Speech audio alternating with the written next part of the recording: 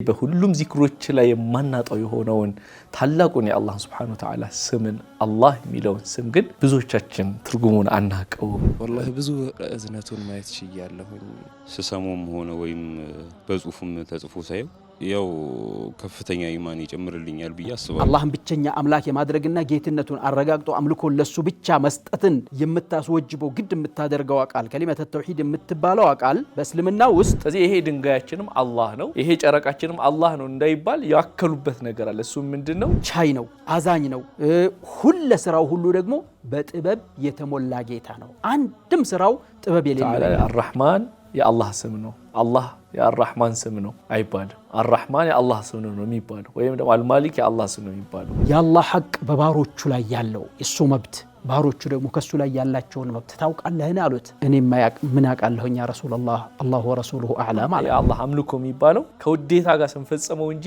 ጠልተን ስንፈጽመው አይደለም።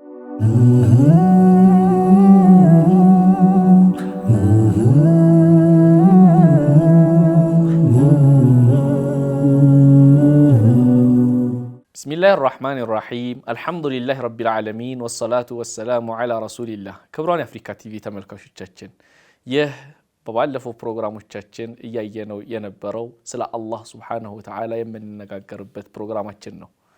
ስለ አላህ Subhanahu Wa Ta'ala መነጋገር የእውቀቶች ሁሉ ታላቅ ቁንጮ ላይ ያለ፣ ስለ አላህ Subhanahu Wa Ta'ala በመነጋገር ልቦች ይበራሉ። ስለ አላህ Subhanahu Wa Ta'ala በመነጋገር አላህ Subhanahu Wa Ta'ala በረከትን ያሰፍናል። ይህ እኛ በማውራታችን ብቻ ሳይሆን እናንተም በመስማታችሁ ተመሳሳይ የሆነን ምንዳን አላህ Subhanahu Wa Ta'ala እየጠየቅን ዛሬ ኢንሻአላህ ስለ ታላቁ ስሙ የምንነጋገር ይሆናል። እሱም ሁላችንም ስንጨነቅና ስንቸገር የምንጠራው ያ አላህ ብለን የምንጠራው አላህ ስለሚለው ስም ትርጉሙ ምንድነው? ምን ማለት ነው? ከዚህስ የምንጠቀመው ፋይዳዎች ምንድናቸው የሚለውን ከሼኻችን ከሼኽ ኑረላህ ሐሚዲን ጋር የምናወሳው ይሆናል። ከዛ በፊት ግን ተመልካቾቻችን የጠየቅናቸው ስለ አላህ ምን ያውቃሉ፣ ምንስ ይላሉ የሚለውን አይተን ከሼኻችን ጋር የነሱም ጥያቄ ካለ ለመልስ እንዲመቸን እሱን አይተን እንመለሳለን።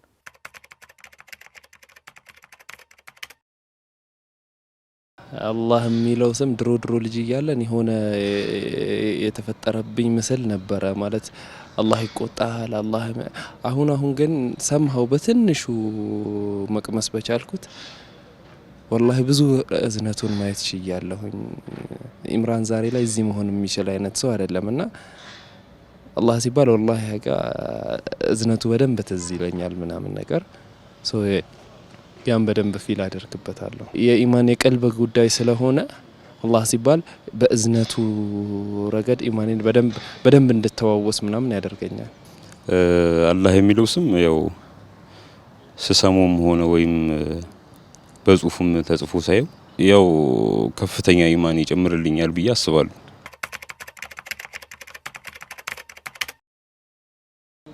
ወላሂ አላህ የሚለውን ምናልባት የሌሎቹን ስሞች በትኩረት ተነግረውን ይሆናል። አላህ የሚለውን ስም ግን ተረጓሚውን አላውቅም። والله አለም ሰምቼ አላውቅም። مرحبا شيخ، السلام عليكم ورحمة الله وبركاته። عليكم السلام ورحمة الله وبركاته።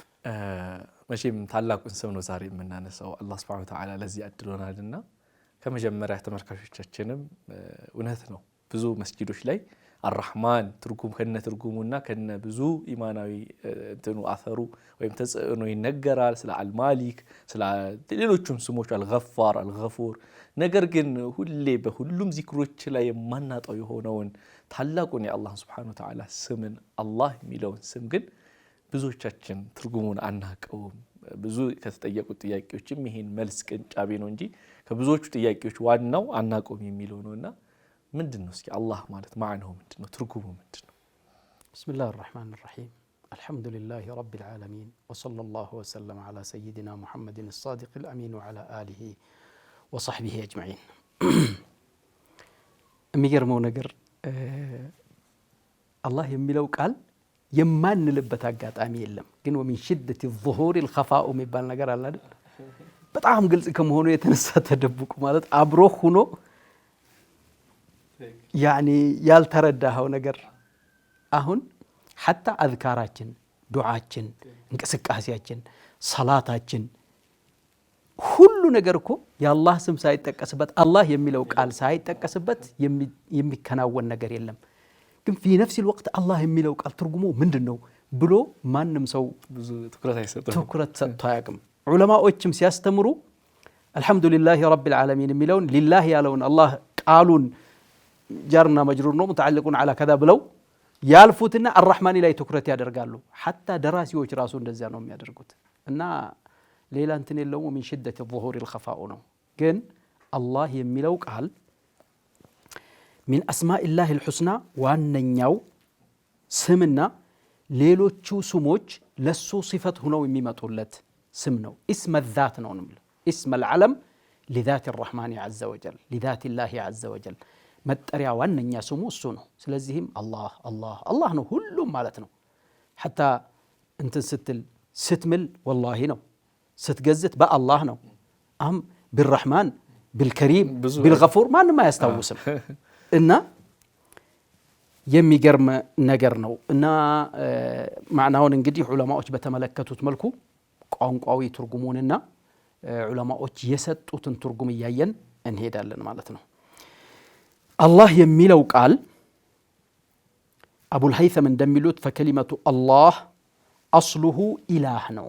አስሉ አሊሃ ከሚለው የተወሰደ ነው። ለምን አላሁ ስብሓነሁ ወተዓላ ምን ብለዋል?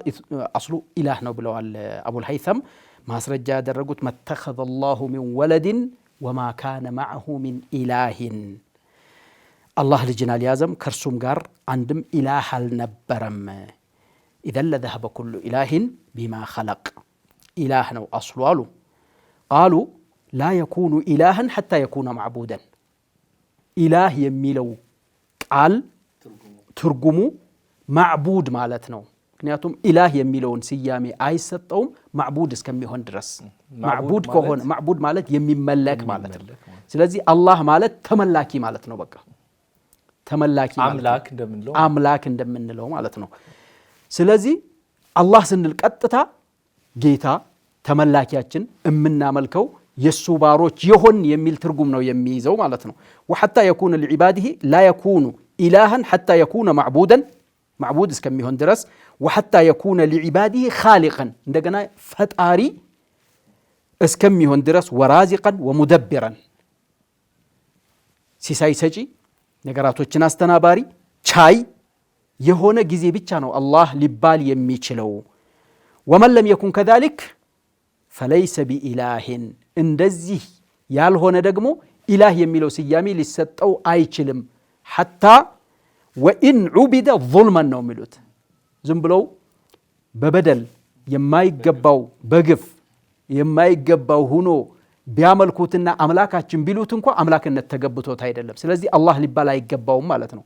አላህ የሚለው ቃል ማእሉህ ከሚለው የተወሰደ ኢላህ ከሚለው የተወሰደ ስለሆነ ስለዚህ ማዕቡድ ማለት ነው፣ ተመላኪ ማለት ነው።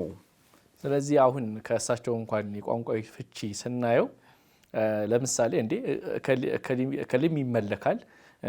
ለምሳሌ ድንጋይ የሚያመልኩትም ድንጋይም ይመለካል። ስለዚህ ተመላኪ ማለት ከሆነ አላህ፣ ስለዚህ ይሄ ድንጋያችንም አላህ ነው፣ ይሄ ጨረቃችንም አላህ ነው እንዳይባል ያከሉበት ነገር አለ። እሱ ምንድነው? መመለኩ ብቻ ሳይሆን ለመመለክ የዳረገው ነገር መኖር አለበት። ፈጣሪነቱ፣ ሲሳይ ለጋሽነቱ፣ ምድርና ሰማይን ባጠቃላይ ሁሉ ነገር ዩኒቨርሱን ባጠቃላይ ፍጥረት ዓለሙን አስተናባሪ መሆኑ ራሱ አላህ ለመባል ወሳኝነት አለ። ይሄን ቁርአን ላይ አላህም ሲገልጸው ያ አዩሃ الناس اعبدوا ربكم الذي خلقكم والذين من قبلكم لعلكم تتقون الذي جعل لكم الارض فراشا ለምንድን ነው የምታመልኩት? ኢብኑ ከሲርም እንዳብራሩት ለመመለክ የሚገባው ለምንድን ነው? አላህ الذي جعل لكم الارض فراشا والسماء بناء وانزل رزق وانزل من السماء ماء ጠቀሰ። ሁሉንም خلق ጠቀሰ። الذي خلقكم ብሎ خلقን ጠቀሰ።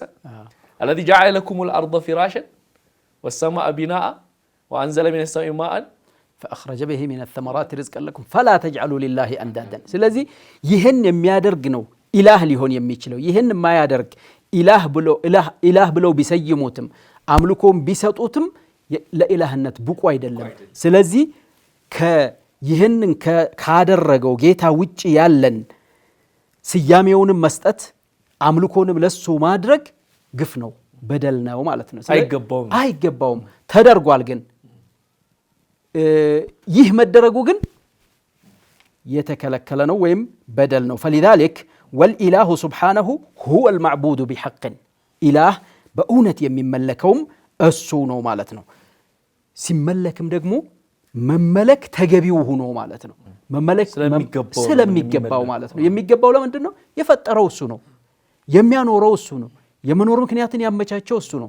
ስለዚህ ከዚህ አንፃር የሚገባው ሆኖ የሚመለክ ለሆነው ጌታ አላህ የሚለው ስያሜ ተሰጥቶታል። አላህ የሚለው ቃል ከምንድን ነው የተወሰደው? ኢላህ ከሚለው ቃል ነው የተወሰደው። للعبادة وحده دون غيره. ስለዚህ ابن تيمية عليه رحمة الله من ይላሉ قال ابن تيمية ከዚያ በፊት وقد قامت كلمة التوحيد وهي لا إله إلا الله محمد رسول الله في الإسلام على معنى الألوهية. لا إله إلا الله ያለችዋ كلمة التوحيد በመባል የምትታወቀዋ የተውሂድ ቃል አላህን ብቸኛ አምላክ የማድረግና ጌትነቱን አረጋግጦ አምልኮ ለሱ ብቻ መስጠትን የምታስወጅበው ግድ የምታደርገው ቃል كلمة التوحيد የምትባለው ቃል በእስልምና ውስጥ በዚህ ነው የቆመችው በኢላህ ማለት ነው። ምን ይላል? قال ابن تيمية عليه رحمة الله لا إله إلا أنت فيه إثبات انفراده بالألوهية. በተመላኪነት በጌትነት ብቸኛ መሆኑን ኢስባት ማድረግ አለበት፣ ማጽናት ማረጋገጥ አለበት። ኡሉሂያ ደግሞ ምንን በውስጡ ይዛል? ተመላኪነት ምንን በውስጡ ይዛል?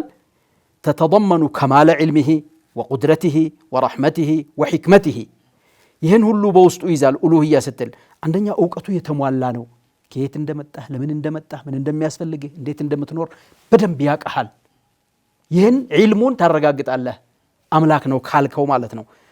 ይህንን የማይችል ይህን የማይገባው ከሆነ አምላክ ሊሆን ስለማይገባው ማለት ነው። እንደገና ቻይ ነው፣ አዛኝ ነው። ሁሉ ስራው ሁሉ ደግሞ በጥበብ የተሞላ ጌታ ነው። አንድም ስራው ጥበብ የሌለው የለም፣ ሕክማ የሌለው የለም። አወቅነውም አላወቅነውም፣ ለኛ ተመቸንም አልተመቸንም፣ የተመቸንን ሕክማ አለው ያልተመቸንን ሕክማ የለውም ብለን የምንልበት እንትን የለም።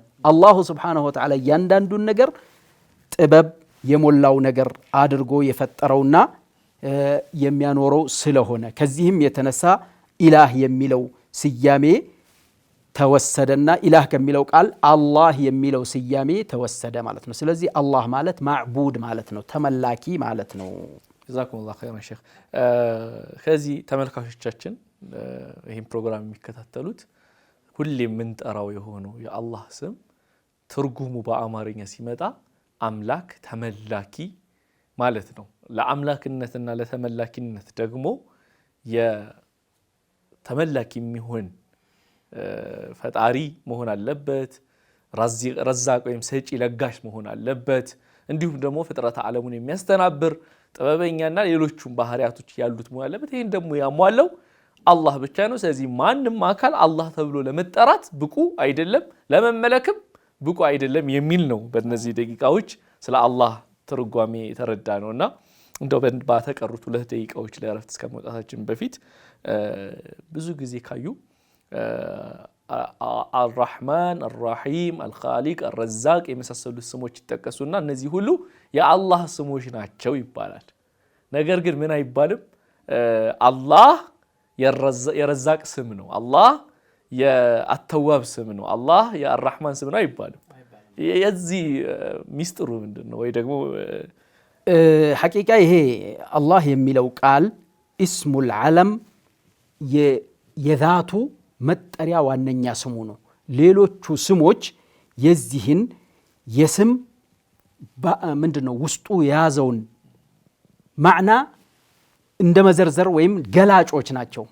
ከዚህ አንፃር አላህ ሲፈት ሆኖ አይመጣም ለሌሎቹ ስሞች ማለት ነው። ሌሎቹ ስሞች ግን ለአላህ ሲፈት ሆኖ ይመጣሉ። هو الله الذي لا إله إلا هو الملك القدوس السلام المؤمن ብሎ ይመጣል። ግን هو الرحمن الله ብሎ በዛ መልኩ ግን አልመጣም አንድም ጊዜ ማለት ነው። ስለዚህ አላህ የዛቱ የራሱ ስም ስለሆነ ነው። እስሙን لذات الله عز وجل اسم العالم ይሉታል መጠሪያ ስሙ ነው። ሌሎቹ ሲፈት ናቸው ነው። ስለዚህ አላህ የሚለው ስም ሌሎቹን በሙሉ ባህሪያቶች ይዟል ከመያዙም ጋር ግን እንደ ዝርዝር ነው የሚመጣው እንደ ዝርዝር ነው የሚያዝ ስለዚህ ምን ይላሉ አስማኡላህ الحسنى تضاف الى اسمه الله ይላሉ ወደሱ ኢዳፋ ተደርገው ነው የሚመጡት تضاف اسماء الله الحسنى الى اسمه الله لان الله هو الاسم الجامع لكل الاسماء الحسنى መልካም የሆኑ የአላህን ስሞች በሙሉ የሚሰበስብ ስለሆነ በውስጡ ይሄን ትርጉም አዘል ስለሆነ ማለት ነው እሱ ሊያካትት የሚችለውን ትርጉም ሌሎች ስሞች ሊያካትቱ አይችሉምና ማለት ነው والاسم الاول الذي تنسب اليه باقي الاسماء يقال من اسماء الله الرحمن العليم الجبار ولا يقال من اسماء الرحمن الله አይባልም ከረህማን ስሞች አንዱ ስሙ አላህ ነው አይባልም ከአላህ ስሞች አንዱ ስሙ الرحمن ነው ይባላል እንጂ ጀዛኩሙላሁ ኸይራን ሼክ ክብራን አፍሪካ ቲቪ ተመልካቾቻችን ቆይታ ያደረግን ያለነው አላህ በሚለው ስም ትርጓሜውንና ያለውን ታላቅነት ይህ ስም ያየን ያለነው ከረፍት በኋላ ስንመለስ ቀጣዩን እንቀጥላለን ሳትርቁ ጠብቁን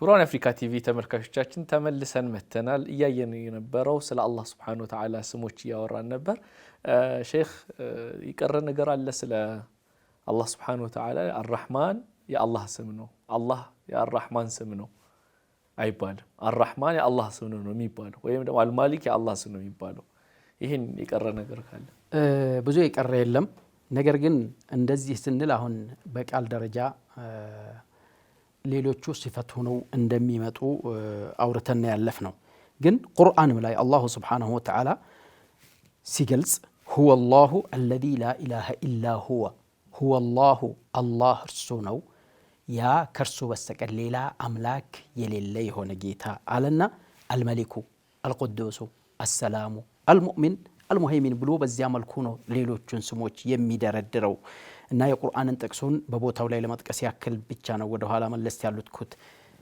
ከዚህ ምንድን እንረዳለን فهذا التخصيص لاسم الله ይህ አላህ የሚለው ቃል ልዩ ማድረጉና በዚህ መልኩ እሱ ከስሞች ሁሉ ዋና ነው ማለታችን ምንን ያመለክታል كون هذا الاسم دالا على الذات الالهيه የአላህን ذاتን አመልካች መሆኑን ይደልልናል ያንን ነው የሚያመላክ ይጠቁመናል ማለት ነው ይሄን ነው የሚያመላክተን لانه هو الاصل እሱ አስሉ እሱ ነው وهو الاسم الاعظم ትልቁ ስም በመባልም ደግሞ የሚታወቀውም እሱ ነው والاشمل ሁሉንም የያዘ ማለት ነው የስሞችን ማዓኒ ሁሉ የስሞችን ትርጉም ሁሉ የያዘ لكل معاني الكمال ሙሉእነትን የሚገልጹ ነገራቶችን ሁሉ ትርጉሞችን ሁሉ በውስጡ ያካተተ ስም እሱ ነው ማለትን ይጠቁመናል እቺ ነው ያክል ነው ወደ ኋላ መለስ ብዬ ለማንሳት የምሞክረው ማለት ነው نعم ቁርአን ላይ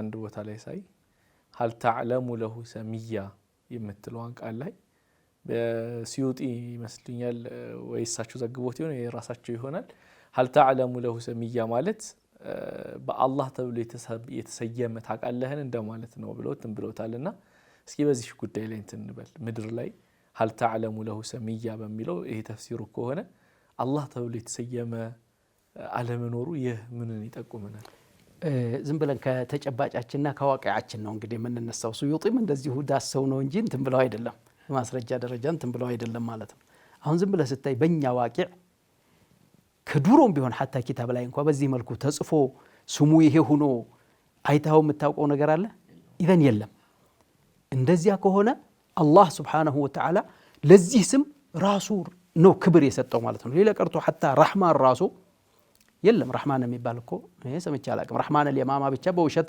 እንትን ብሎ ነበር እንደውም ከذاب اليمامة የሚል ስያሜ አላህ አለበሰው ሙሰይለማ ተብሎ ከذاب ነው የሚባለው በቃ የመጨረሻ ድፍረት ሰርቶ ስለነበር አላህ በዚህ ቀጣው ፊርዓውን ራሱኔ አላህ ሚለውን ስም እኮ እንትን አልወሰደም አና ረብኩም ነው ያለው ረብ ደግሞ ማንኛውም የሆነ ነገር ሐላፊ የሆነ ሁሉ ለምሳሌ እቺ ኩርሲያ አንተ ብትሆን አና ረቡሃ ልትል ትችላለህ እንደ ቋንቋው ማለት ነው ግን አላሁ አትልም የለም በቃ عموما አላህ ተብሎ የተሰየመ የለም ይሄንን ክብር የሰጠው አላህ Subhanahu Wa Ta'ala እንግዲህ የራሱ መሆኑን ከሚያመለክቱ ነገራቶች ነው በየወስዳለሁኛ እኔ እንደተረዳሁት የአላህ የምትለዋን ቃል አላህ በቀደሪህ ሸርዕያ ወይም ቀዳኢህ ሸርዕያ ወቢቀዳኢህ ልከውንያ ከልክሏል። በቃ እንትን አደረገው እንዳይጠራ ማንም እንዳይጠራ አደረገው እንደማይሆን። ለምሳሌ ቀዳእ ሸርዕያ ላይ ስንመጣ ማንኛውም ሰው አላህ ተብሎ መጠራት በእስልምና ክልክል ነው።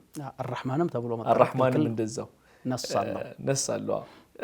ወከዛሊክ በቀደር ራሱ ሰው ራሱ ለመጠራት እንዲህ ለምን ብዬ አልጠራም ስሜን ሐታ ካፊር ሆኖ ለምን አላህ ብዬ አልጠራም የሚለውን አልፈቀደላቸውም። አላህ ሱብሓነሁ ወተዓላ እንዲደረግ አልተደረገም እስካሁን እስከምናውቀው ወደፊት ባናውቅምና ይሄ ራሱ አላህ ሱብሓነሁ ወተዓላ ለዚህ አላህ ለምትለዋ ስሙ ምን ያክል ቦታ እንደሰጣት የሚጠቁም ነው የሚለውን አያለው እኔ በራሴ አኪድ ሐታ እኔ የሚገርመኝ ነገር አምላክ ተደርገው የሚመለኩት ነገራቶች ራሱ አላህ ተብለው ምናልባት አረበኛ ተናጋሪዎቹ ጣዖቱን የሚያመልኩትን አላህ ይሉት ከሆነ አላውቅም እንጂ የለም አላህ ተብሎ ሌላ ስያሜ ነው የተሰጣቸው። ለማንኛውም هل تعلم له سميا የምትለው ይሄን ብቻ ማዕና አይደለም ያለው ሱረቱ መርየም 65ኛ አንቀጽ ላይ የተጠቀሰች አያት ናት። አላሁ ዐዘ ወጀል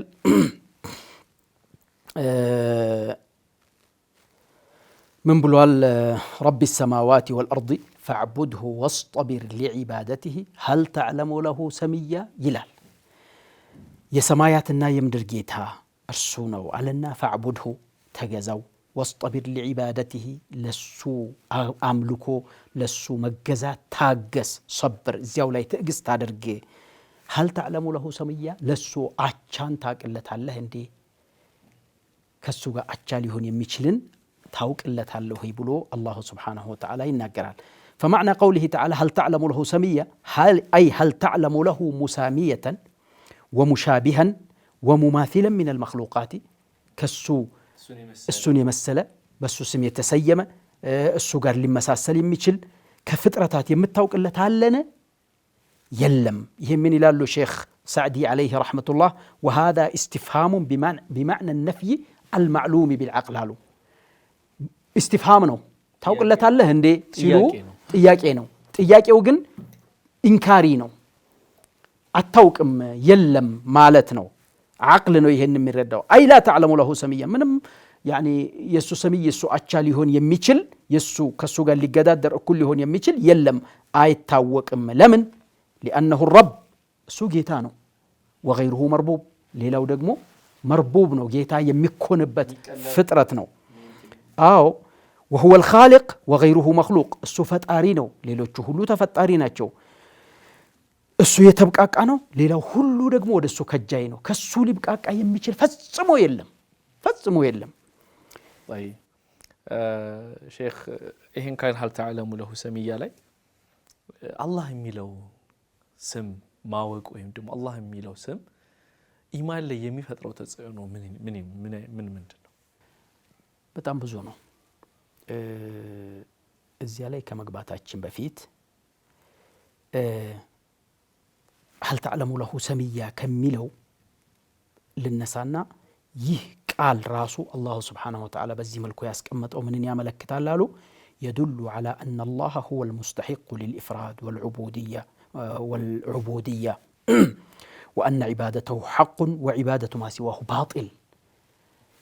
كزي لاي من الرداو هل تعلم له سميا سيل أتشاي للو كهونا انقداس للتاملكو ልትዋደቅለት ልትዋረድለት ዝቅ ልትልለት የሚገባው ተገብቶት ይህ የሚሰራለት እሱ ብቻ ነው ማለትን ያመለክታል። እሱን መገዛት የሱ ሐቁ መብቱ ነው ማለት ነው። كما ثبت في الحديث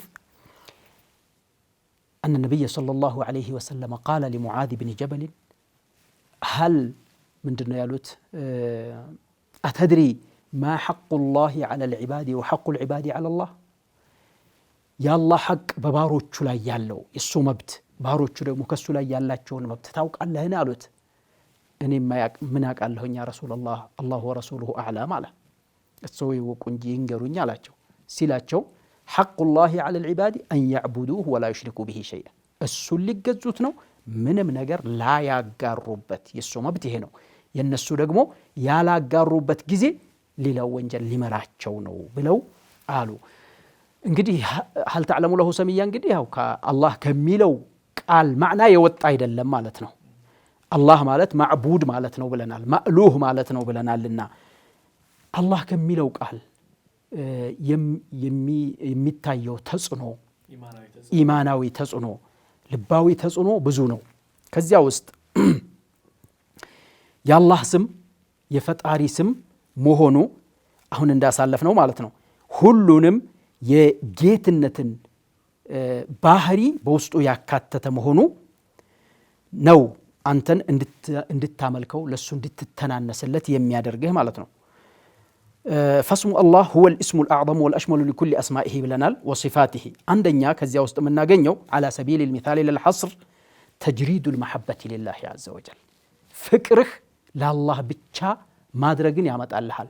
አላህ ማእሉህ ፈጣሪ የሚንከባከብህ የሚያኖርህ መሆኑን ከተረዳ ይህም ማዕናውን ስትረዳ የሱ ፍቅር ልብህ ውስጥ እንዲያድር ያደርጋል።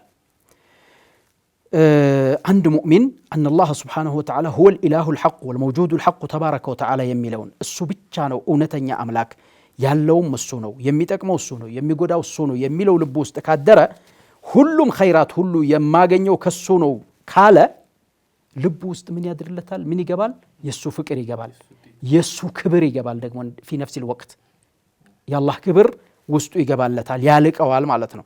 ያኔ ልቡ ለሱ ብቻ ተገዢ ይሆናል።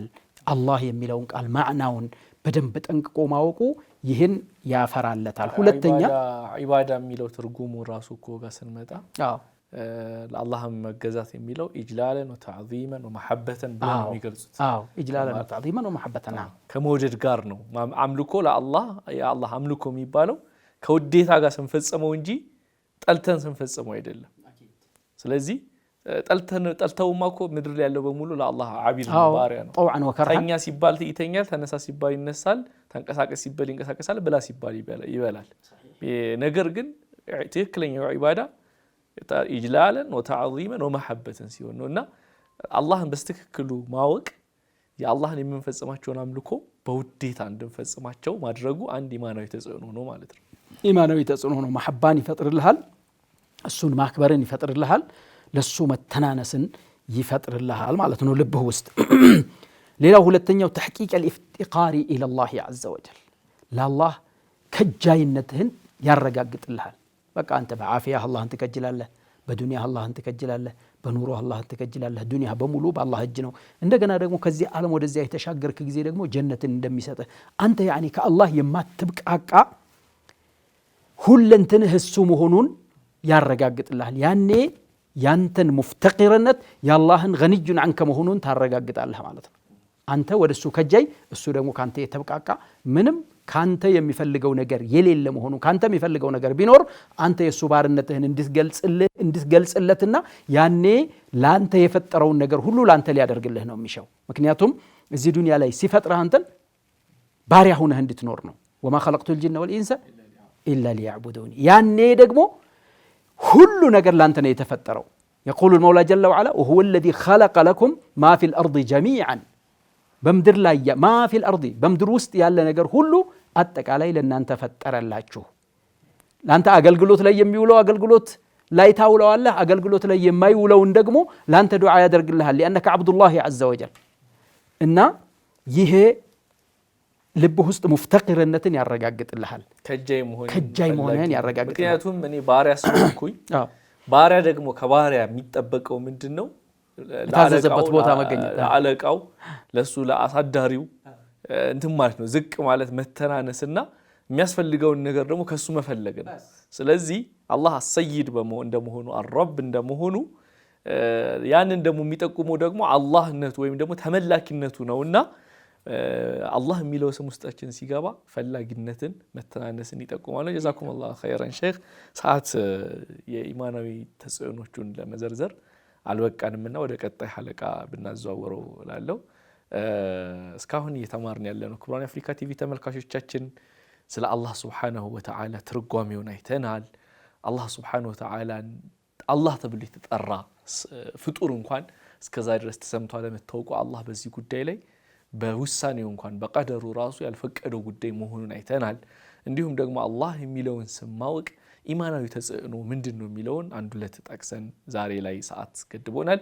በቀጣይ ፕሮግራማችን ግን ይሄንንና ሌሎችም ከአላህ ከሚለው ስም ጋር በተያያዘ የምናነሳው ይሆናል። የዛሬው ፕሮግራማችን እዚህ ጋር ይጠናቀቃል። በሚቀጥለው ፕሮግራም እስከምንገናኝ ድረስ ወሰላሙ አለይኩም ወራህመቱላሂ ወበረካቱ።